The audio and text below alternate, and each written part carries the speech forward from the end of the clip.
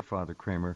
He is an extraordinary man, and we talk often, in fact almost exclusively, about the overthrow of the Catholic Church by the Bergoglians. I guess you can call them that. These people are not at all representative of what the Catholic Church has spent 2,000 years standing upon, and they are turning the Church into something entirely differently. They're really betraying 1.3 billion people on the planet who identify as being Catholics, and I don't know how else to phrase it. Father Kramer, thank you for being here on a Wednesday. Welcome back. How are you? Yes, it's great to be back finally, and yes, what they are doing is they are creating a new and false church. Yeah. The Bergoglians are not reforming the Catholic Church. What they are doing is they are creating a counterfeit church and suppressing the Catholic Church. That's what's happening. Well said. It is no reformation here at all, friends. This is a takedown and a reconstruction in an entirely new direction. And it is ongoing every day. If you understand that underlying principle, you can see it happening and being carried out. It is the implementation of an agenda that is relentlessly being pursued, and they will not even consider for a moment going back to the old religion, because they hate that old religion with an absolute passion. That's really a remarkable statement, to understand that a 2,000-year-old institution of human enlightenment and certainly religious dogma that makes sense to a lot of 1.3 billion people can be overthrown like that. A handful of people have overthrown it, and they've taken it over, and now they've reshaped it, reconfigured it. It's rather like what happened to the U.S. We were overthrown by communists, and the same kind of communism is at the root, the base, of what's happened in the Vatican, in Rome. The overthrows happen all the time in this world of ours, and the Catholic Church and the American government, and certainly look at the British government, and we could go on and on. And look what's happening in Ireland, Father Kramer. Not good news, I hear. That's true, and but the Irish people are finally beginning to react to... They have to. They have to. Or they're done. Just like Americans are done if we don't stand up to this. And I hope the Irish really raise holy hell. Look what's happened to the Brits, though, in England. They get out in the streets and they demonstrate, and they're immediately labeled the arch enemy of the alleged government. This guy Starmer is a bad news Zionist communist. That guy is evil, in my view. I'm not there, but I watch. Here in Ireland, the rioting has got the message across to the government that the invasion, I don't call it the migration, I call it the invasion. It has to be an invasion. Yes, of course. Do the Irish, assuming the government doesn't support the people, who are the vast majority in that entire stage play, the people, what are the people going to do? They're going to just try and do it en masse in the streets without weaponry? Or are they going to pick up something to match what the invaders will use against them? Swords, axes, hammers? I don't know. Is this going to go really deadly violent in Ireland to save the heritage of that once great country? It's under siege. At the present time, the government is feeling the pressure. I really cannot foretell the outcome, but the government understands that they're going to be thrown out of power if they continue to trample upon the rights of the people and basically pursue a policy that intends to annihilate the nation. Exactly what it is, annihilating the nation. How strong do you think the Irish people can be? I know it's difficult to project, but what do you see in the streets so far that would give you any hope that the Irish people can throw off this malignant yoke of communist control, which is what it is? When they become really oppressed, the Irish will finally wake up. And it seems like it may be starting at least with a small percentage of the people, because they are still very much asleep. Sad. And asleep because the mainstream media over there is lulling them to sleep with repetitive phrases, bogus fake news, all the rest of it. What's keeping the Irish people in the dark? Has to be the media. Like here, they watch it out of habit since they were children, when mom and dad watched it. Over here, they'll watch NBC, ABC, CBS, etc., and think that they're actually watching news. They're not. Same thing's going on there. Let's go back to the Vatican now. Bergoglio could be gone at any day now. So what do you think about the succession? Do they have multiple candidates standing by to be moved into the position that Bergoglio now occupies as Pope? Or will he be the last Pope and they may come up with some kind of an alternate configuration for the power structure in the Vatican? They will certainly have a figurehead Pope, even if he does not have the power of the papacy. They will have a figurehead Pope to replace him. Otherwise, they will not be able to enforce their agenda, because in the Catholic Church, it is so understood and professed, believed, and rightly so, that the Church is led by a Pope, that if there is no Pope, people will say, well, we can't accept these reforms because it's not ratified by the Pope. Right. Will there, let me rephrase this. Will Bergoglio's successor, will there be any chance, even by mistake, they put somebody in there who has even half of the scruples of Pope Benedict XVI? That is hard to predict, but I think there's going to be two opposing popes, one false, one true. Okay. Now you would be involved with certainly the true pope. The false pope is inhabiting the Vatican now. Archbishop Viganò, would he be in the running for such a position? Very outspoken, very articulate. It's not possible. Unlike yourself. Yeah. It is possible, but I can't. Again, I can't say who it will be, but it's quite possible that it could be Archbishop Viganò. Mm-hmm. Mm-hmm. The successor of this anti-pope, Bergoglio, there are many who could come to replace him. Got it. Any news from the rank and file members of the Catholic Church around the world? Are there any resistance pockets making noise somewhere, diocese somewhere, talking about the fraud that has been perpetrated on the people of this great religion? The media and the Vatican are trying to isolate the opposition. They make them look like people who are just lost their senses and just out there speaking nonsense. But right. They're growing in numbers, and there are more and more who are speaking out. Okay. Do we have any particular location, any group beside Viganò? And in point of fact, speaking of Archbishop Viganò, are there people rallying to him? Have you been in contact with him? Have the people you know been in contact with him? What is being planned on the outside to try to retake the Church of Rome and to oust the frauds, the globalist, I would call them communist, Bolshevik influenced frauds who are running the Catholic Church? How is the opposition being coordinated? Let me put it that way. The opposition is, unfortunately, this always has happened historically. They're always late to react. But when they do react, they react very decisively. So I think that we won't see too much action until after the conclusion of the final session of the Synod. They say that the Synod will not be closed because, unlike the Vatican II Council, right, where they closed the council and then they had the post-conciliar reforms enacted, they're trying to extend this Synod until after it actually has its final formal session, which will be in October.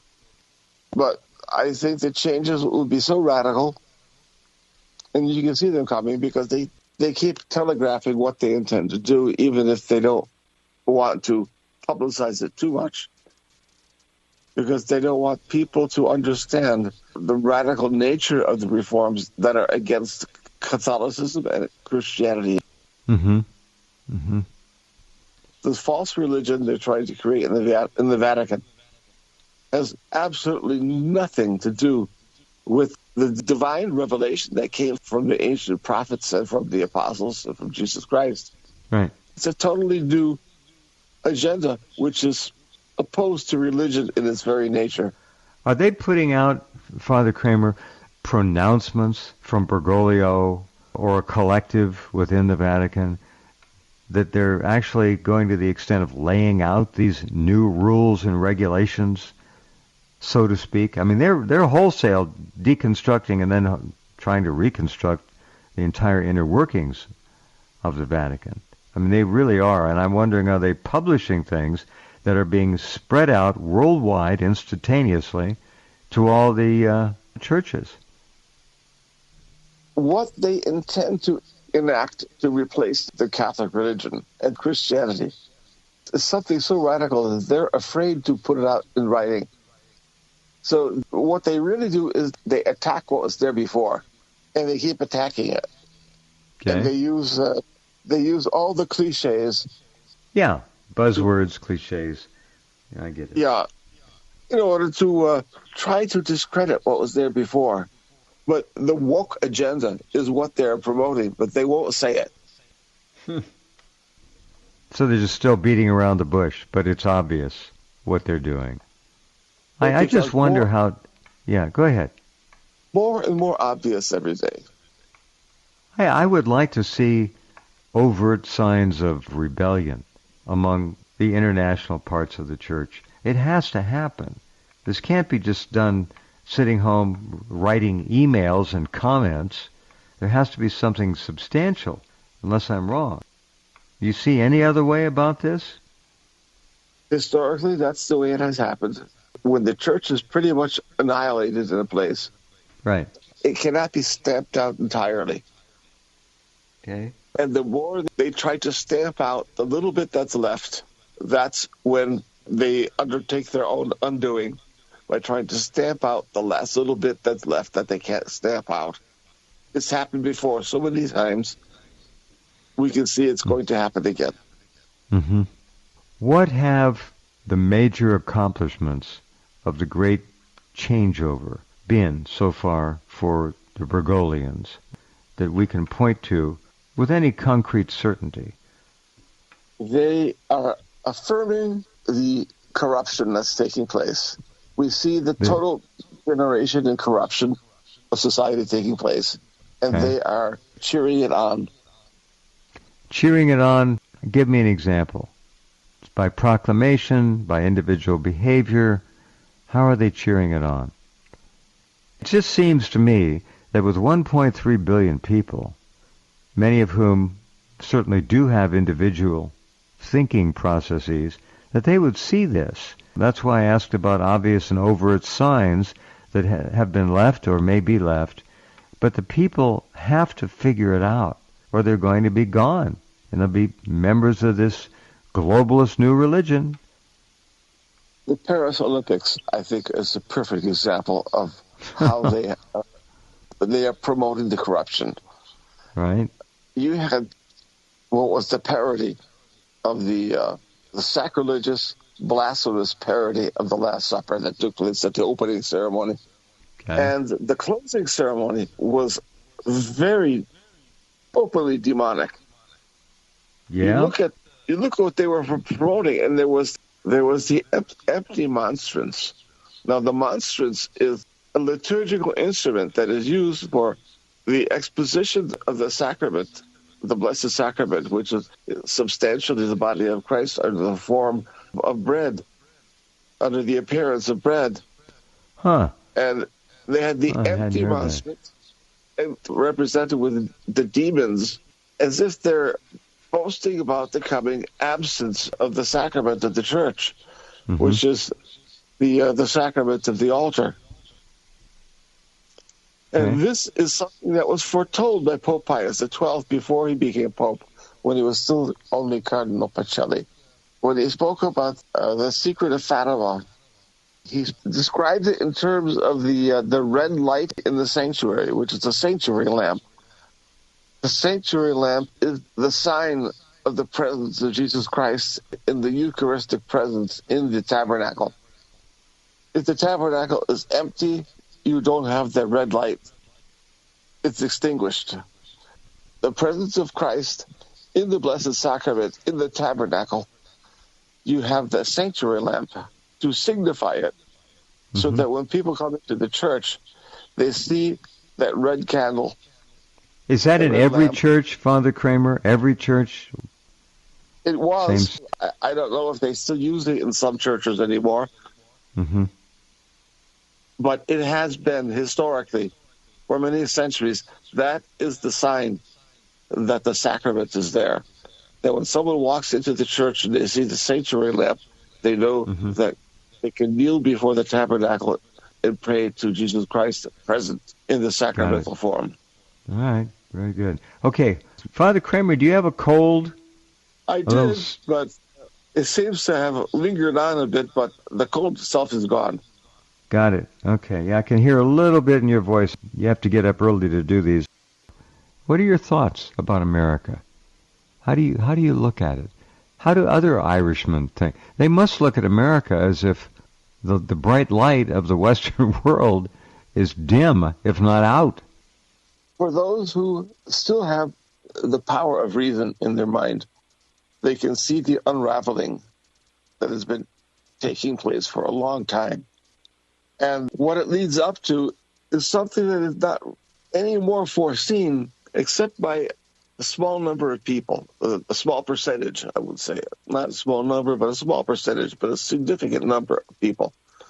But it's a small percentage, that the collapse is going to be sudden. There's going to be a sudden collapse. And I believe that after the election in November, you're going to see a collapse of the economy, the financial global collapse of the economy, and you're going to see chaos. There's going to be a world war. It will begin when you see some signs of the collapse that are going to be, how should I say, too obvious to be ignored. You're going to see a revolution in Italy, a communist revolution that will take place in Italy. You're going to see such unrest that will turn into a revolution, but it will be a civil war, because it will be a revolution that cannot be accomplished. It's going to lead until both sides of the revolution, of the civil war, will fight to the death, and it will not be resolved. And that is the signal that there's going to be something more global taking place. Right. There's going to be an Islamic uprising, what they call a jihad. They call it a holy war. It's going to be an unholy war, an ungodly war. It's going to be Islamic rage militarized. It's going to be a military invasion, an attack on Western civilization, and especially here in Europe. Well, yeah, they've already got every country penetrated with fifth columnists ready to go. That's going to lead to something even more deadly. We see in China. China is being destabilized. Xi Jinping seems to be under house arrest at the present time. Really? I don't honestly pay attention. It's very hard to get real news out of China. All you get is party statements and official, we used to call them Politburo statements, but nothing. So he is pretty much under suspicious circumstances now? Is that a good way to phrase it? The rank and file are rising up because the good times are over for them. The economy is collapsing. China is reverting into its former poverty. And they blame the highest ranking people in the government for the undoing of the Chinese economy. It sounded to me years ago like the Chinese economy was almost bulletproof. It had become very strong under good leadership, and sound financial, fiscal policies, tremendous trade, tremendous production and output, and yet it's all seemingly in great strife and duress now. It's not there anymore. I don't know where it went. Was it looted by party officials, which they usually do? That has happened, but more so, the political direction has undermined the very basis of their economy, because it was trade with the West and with the United States, and now they are politically at war, if not militarily, politically at war with the United States. There's the economic dimension to that, the financial dimension, which they are shutting down so many of the Western enterprises that have led to the prosperity in China. Right. They're reverting to the previous communist poverty. How interesting. Well, when all else fails, you go to war. That's what it's all leading to. True global war. I still don't understand how much more Putin can... He's not doing well. He's not doing well in Ukraine. Okay, they're doing all right in Ukraine, but now over 900 days, and now a part of Russia has been invaded and taken over by Ukraine. Who would have thought that? A couple 100,000 have been removed from the Kursk region by the Russian government, and Zelensky is claiming we're going to hold this property and never give it back and all. But I'm just wondering how much more and how many red lines have been crossed of Putin's by Ukraine and the West, the British, the Americans, and the Poles, before Russia really does something. It's hard to say. Russia must get to a point where it simply acts with the overwhelming force it has and stops this craziness. It's like the war is not being fought to be won. But it's going to happen very rapidly. When the total collapse comes, it happens very, very rapidly. And that will be next year. Any particular signs we should look for? The signs may not be from those countries themselves, but the prophetic signs that have been given are when we see a communist revolution in Italy, when we see a civil war in France that's going to be a very brutal civil war, and it's not going to be resolved very quickly, when we see the global economy collapse and the famine. The economy is being, especially agriculture, is being so undermined at the present time, sabotaged. It is being sabotaged in such a way that the production of food is going to be so curtailed. There won't be enough for everybody. There just won't. There won't be enough food to support the survival of the human race on the planet.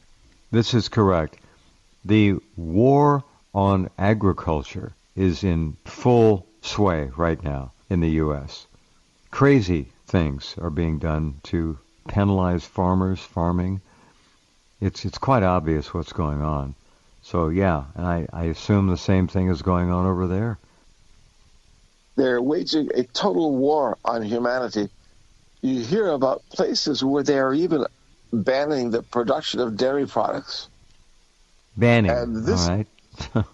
This is significant when you read about cities and states, places where they are actually banning the production of dairy products, because what is not very well known is that there are essential nutrients that you only get in a good quantity from dairy products.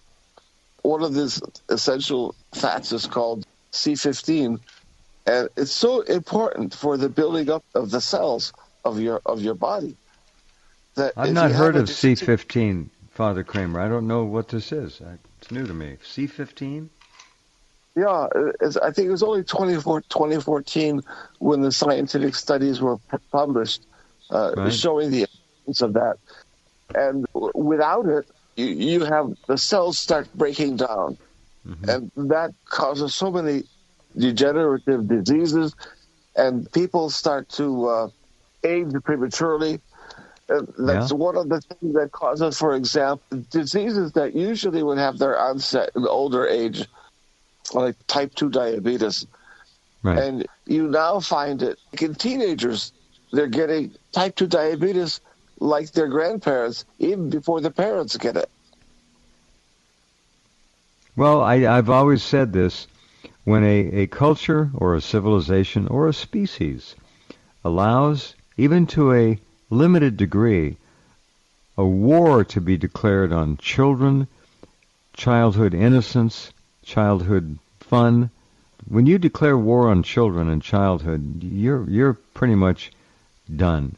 You're not going to make it. You can't do that. But they're doing it.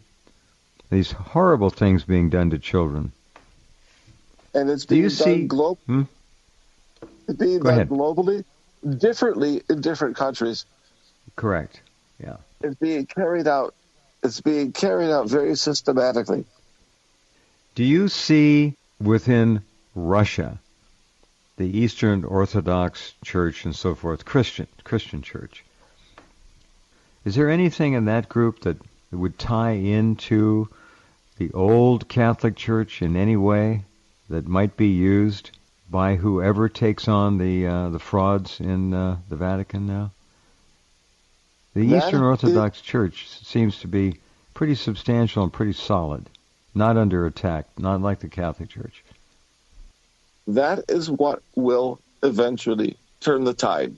And this is the message of Fatima. When there will finally be elected a true pope, when the circumstances are such that the world is in the most desperate straits, then you will have Pope and the Catholic bishops who will consecrate Russia to the Immaculate Heart of Mary. And then you will have Russia and the Catholic Church united in the Catholic faith, but Russia will continue to have its religious traditions, but in union with the Catholic Church, but with the Catholic Church that will be in its traditions, not the church we had since Vatican II, but going back to the church at the time of Pius XII and before. And when you have that true Christian spirit in both the Eastern and Western churches united, they will overcome all the obstacles. That is what is foretold in Fatima, the triumph of the Immaculate Heart of Mary. Right? That is something that even Pope Pius XII understood. He instituted the feast of the Immaculate Heart of Mary, which is the 22nd of August. At this point, Father Kramer, do you and your colleagues view the Vatican as salvageable, as recoverable, or is it just gone to the extent it's going to take a true global rising up of Catholics to force the imposters, the Bergoglians, to go? How are you going to wrest control of the Vatican back from these globalist communists, which I think probably defines them as well as anything? How are you going to do that? Do you even care anymore at this point about the Vatican? Do we just leave it alone for a while? It's going to happen in a bloodbath. Fine with me. All right. The Vatican is going to perish in a bloodbath. Who is this talking? Is this Father Kramer talking? Is this something that you get by way of guidance? Are you hearing this from others who are outside now of that very heretical group? Where's this coming from? I don't need names, but I'm just curious. You're not the only person thinking this way, correct? Yes, and it's something, I refer to it as the unanimity of prophecy. You read Catholic prophecy, and they all point to the same kind of events that will take place. Right. Rome is going to be overthrown, and there's going to be a bloody revolution, and it's going to be centered at the Vatican. It's going to be targeting the Vatican. So somebody's going to go in there and root out all the malignancy, get rid of it, excise it. That's what you think? it's going to be the worst elements of society who are going to be carrying out the slaughters. Mm-hmm. That makes sense. But they're going to be carrying out a cleansing that needs to be done against their own will. They're going to get the rot out from the top. On the ruins, the church will be rebuilt. Well, yes, it has to, or 2,000 years of global leadership will be gone and never to return. I mean, there has to be a move made. You've got some really bad people in there. That's right. You can't expect the mafia to No, to it's not going to reform. clean itself up. No.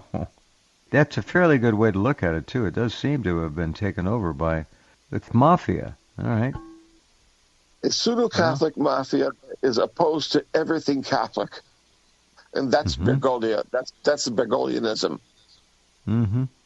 What a terrible thing to have to say, but it's quite correct.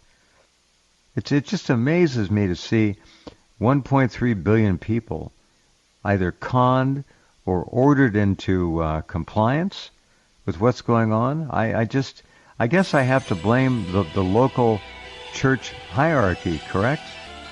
Well, the local church hierarchies are under the power of the Vatican. Uh-huh. They are the ones who are appointing the bishops, and that's how they keep the fraud. The fraud that this is Catholicism, this false religion, this United Nations agenda, which is being pushed with the window dressing of Catholicism, is being pushed on the people. It is through the hierarchy that is appointed by Bergoglio's Vatican. But it goes back before Bergoglio. It goes back to the time of Pope Paul VI, when you had that Masonic Cardinal Sebastiano Baggio, who was in charge of appointing bishops. Mm-hmm. Now, talk about an inside job. Father Kramer, thank you for being here. Stay well and rest up.